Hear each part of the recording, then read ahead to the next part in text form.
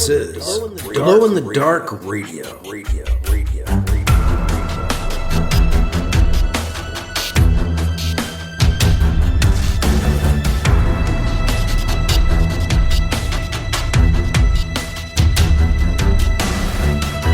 The science fiction podcast with original independent science fiction written and performed by Mike Luoma, with music by Kevin MacLeod. The Vatican Assassin Trilogy and The Adventures of Alibi Jones by Mike Luoma are available in ebook, trade paperback, and audiobook wherever you find your books online. Get links and details at glowinthedarkradio.com. This is the Science Fiction Podcast, Glow in the Dark Radio. I'm your host, your writer and reader, Mike Luoma, and I have Part 2 of Chapter 17 of the novel Alibi Jones coming up on this episode. Alibi Jones has picked up Dr. Krishnamurti, Krish, on Rigel 4. Pretending to go to Cat's Eye, they instead used some of Krish's trickery to disappear. They ended up meeting Kit in the middle of nowhere when the cat-like alien Dakhur hailed them on the comm with new information on the return of the Eldred on a once-poisoned planet called Duraminar. Now Alibi, Krish, and Kit are back on track, heading for the planetoid where the Eldred were bringing the kidnap victims to be vivisected by Dmitry Masakov. Krish wants to know why Masakov's body was entangled with so many tachyon particles. Alibi is still trying to prove the Eldred have returned, and Kit is looking ahead, looking forward to tracking down his leads on the planet Duraminar. All as we get into Part 2 of Chapter 17 of Alibi Jones, coming your way on this episode of Glow in the Dark Radio. In book news, I want to mention that the Chronological Omnibus, The Adventures of Alibi Jones, Chronological Omnibus, is now out in print through indieplanet.com. The folks at Kablam, which is my printer, do print-on-demand comics, and they have done a beautiful job printing this one. I'm really happy with it. It's $24.99 for the print copy through Kablam, which they sell through their commercial front, their store, which is Indie Planet, I-N-D-Y Planet, indieplanet.com. The link is in the show notes if you want to get a copy of the Chronological Omnibus, which features Alibi Jones comics in color, black and white, and grayscale, which is that kind of almost color where the different shades of gray are used, which is why they call it grayscale. Yeah, 110 pages, so all the adventures of Alibi Jones in comics so far, collected together. $24.99 for the print version, and $9.99 for the digital. You can get the digital as well at Indie Planet. The digital is also available at drivethroughcomics.com and at Amazon. Amazon is Comixology, basically, so you get the guided view there through Amazon as well. 8 short stories under one cover, 110 pages, again, color, black and white, and grayscale. For $24.99 print, $9.99 digital, and the links are, again, in the show notes. And if you're a patron, you got that about a week and a half ago, just over a week ago, I think. Gave that to patrons who support Glow in the Dark Radio at the $5 and $10 level. $2 patrons are kind of sustaining members, and then when you're at the $5 and $10 level, you kind of get the extra stuff. If you want to find out more about becoming a patron and helping to support Glow in the Dark Radio, please head to glowinthedarkradio.com or head to patreon.com/glowinthedarkradio. We're going to get into the second part of Chapter 17 of Alibi Jones coming up next on Glow in the Dark Radio. The Flash Pulp Podcast. 3 to 10 minutes of fiction brought to you thrice weekly. Now it's three apocalypses in one! Yeah! Suffering from tough, stuck-on humans? Well, 20 hellish hours of suffocation in the all-encompassing web of Karwick the Spider God will get them right out. Too many brains lying around? The ravenous mouths surrounding zombie-fighting Ruby will quickly clean those up. Nosy neighbors? Infect them with the murder plague, and watch as they dissolve into paranoid maniacs bent on the preemptive assassination of their friends and family. Why stop at one end of the world when you can have all three? You can find them all at flashpulp.com or search for them on iTunes.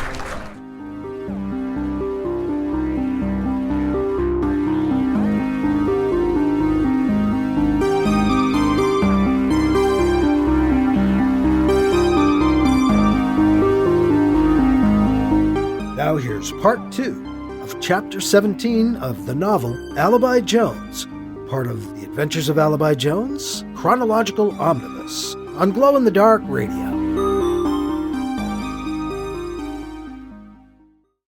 Alibi launches the ship through transspace using slightly altered end coordinates. They're attempting to come out of transspace far enough away from the planetoid for Krish to make them invisible. He's been readying codes while they travel. As they emerge from transspace, he begins firing them off through the ship's comm.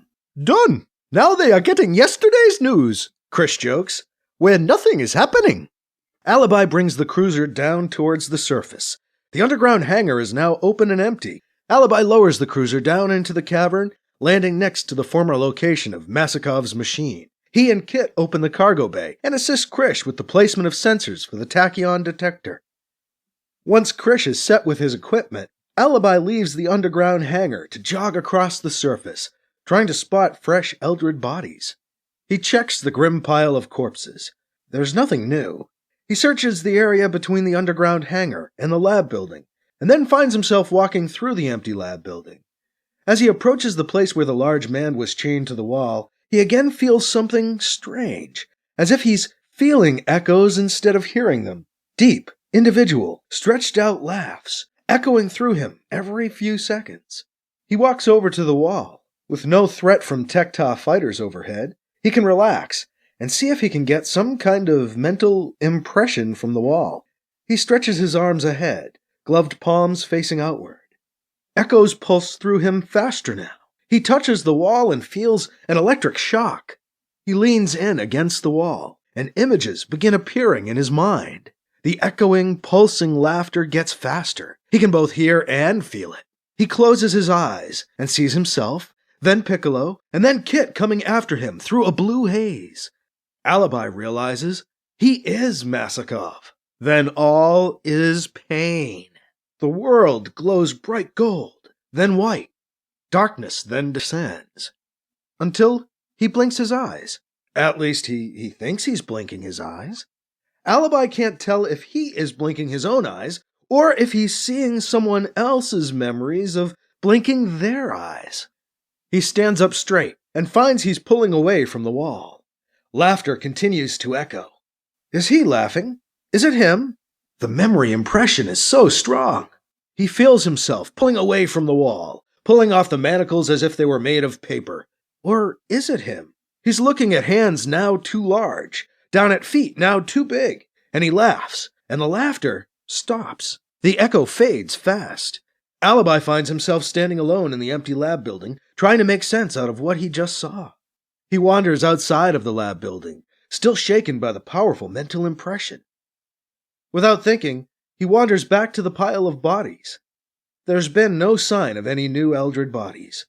The pile is covered by recently killed human bodies. Alibi contemplates digging down into the pile to see if there are new Eldred bodies hidden underneath other corpses. Then a disturbing thought screams into his consciousness. Miss K is probably somewhere on this pile. No, not her. Just her body. Miss K is gone.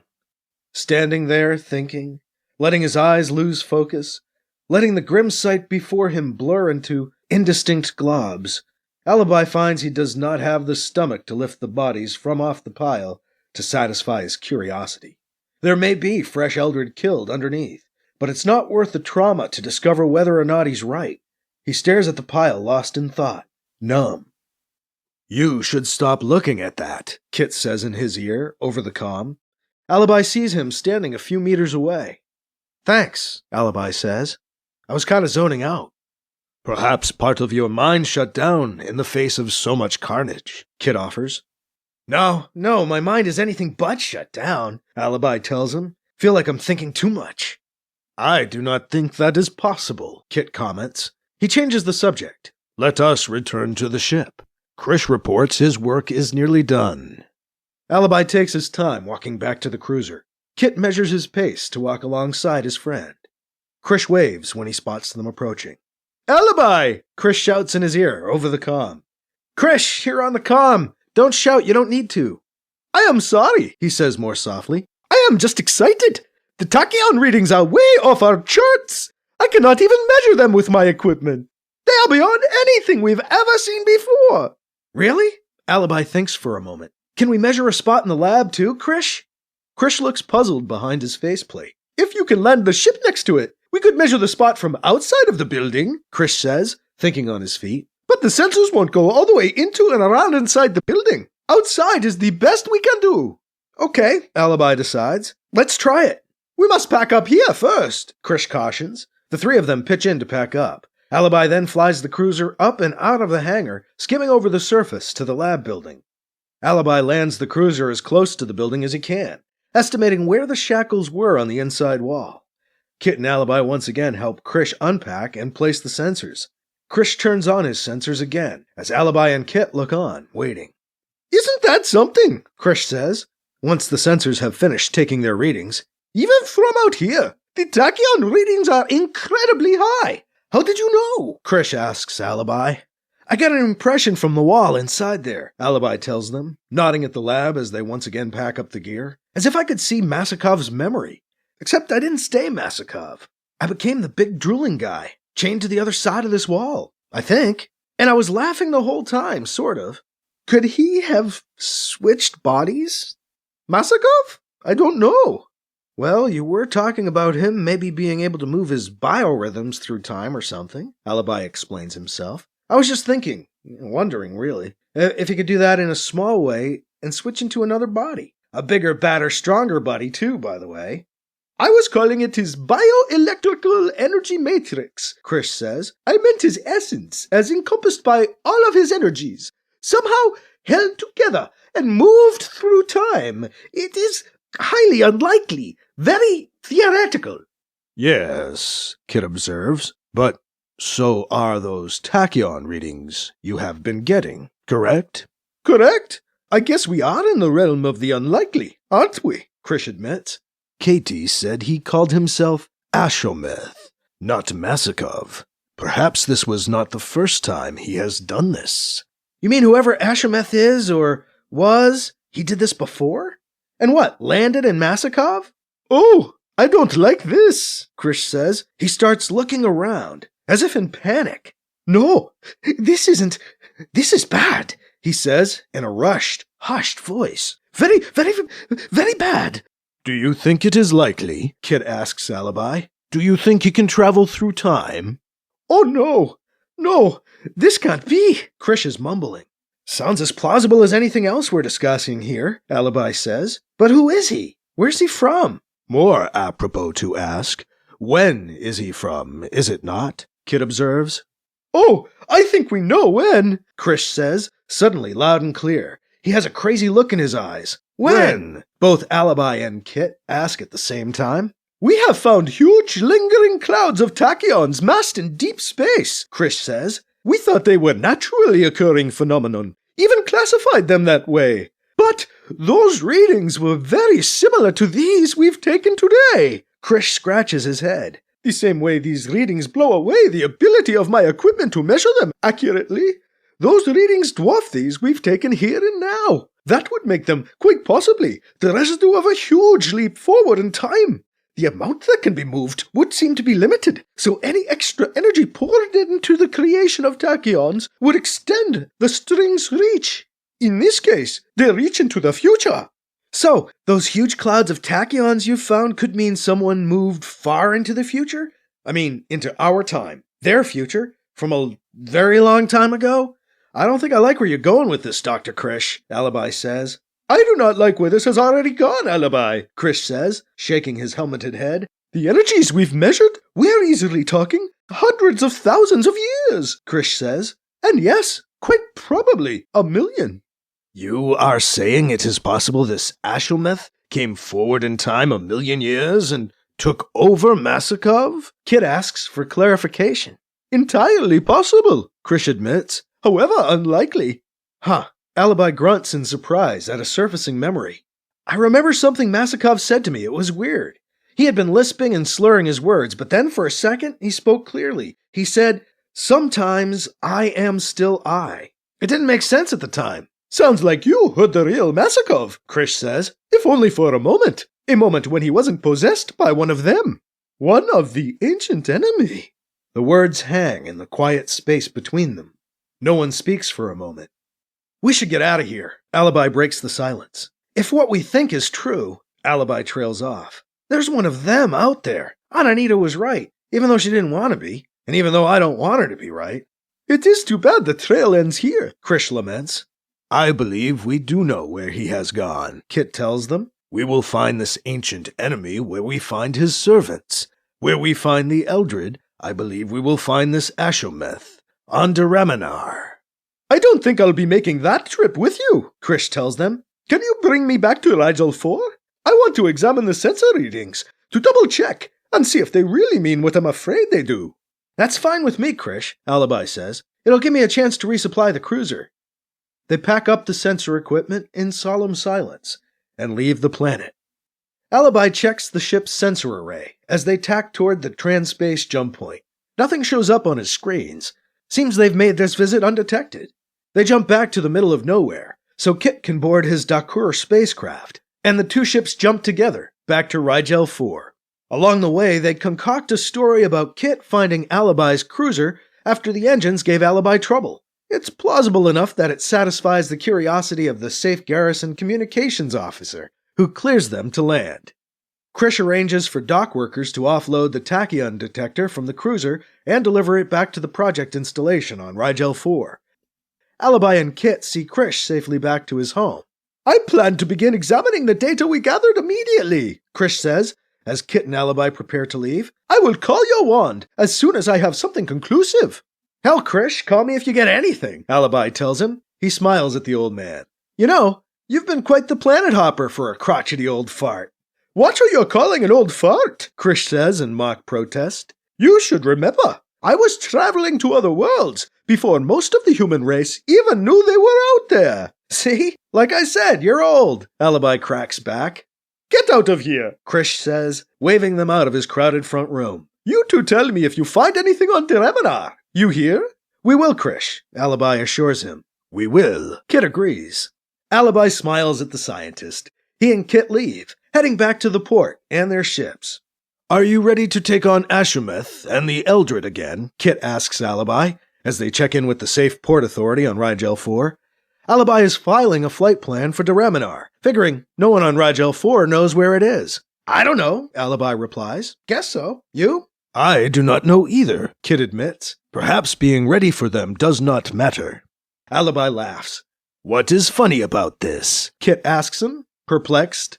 We're worried about creatures most people don't think exist anymore. It just struck me that folks would think we're deathly afraid of imaginary monsters. It made me chuckle, he tells Kit. I do not see the humor. Well, if we can prove they exist, no one will be laughing, Alibi says, darkening. Alibi finishes up with the Port Authority. Kit arranges to leave his ship on Rigel 4. The two board Alibi's cruiser and are soon jumping through transspace, bound for Duraminar.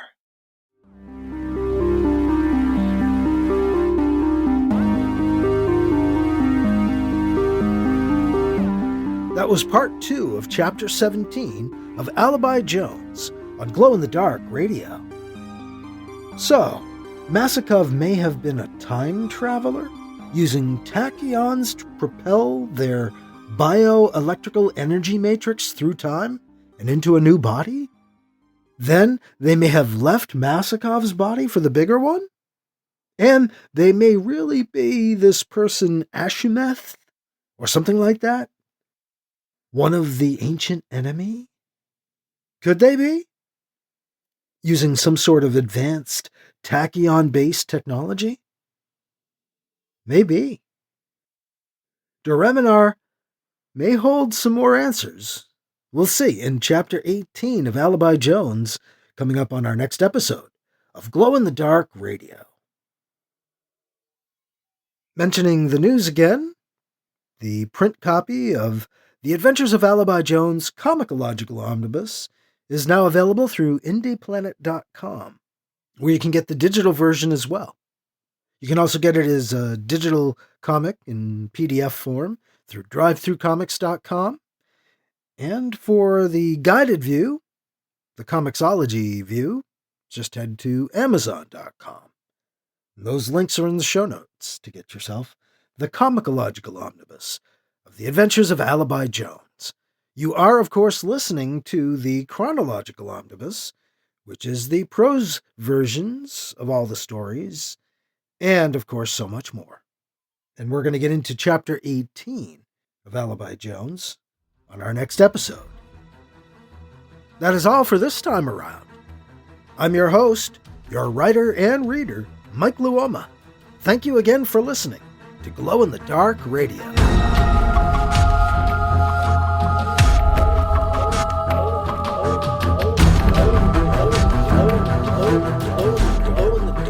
Glow in the Dark Radio.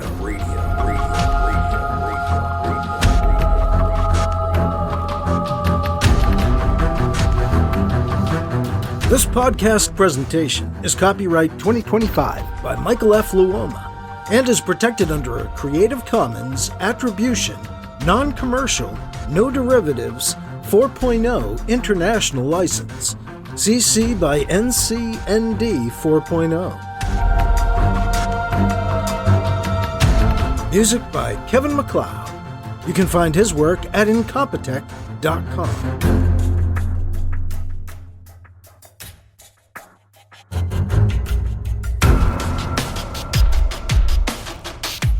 Mike's books are available in ebook, paperback, and audiobook, wherever you find books online. Get links and more details at glowinthedarkradio.com and mikeluoma.com. This has been a presentation of Glow in the Dark Radio.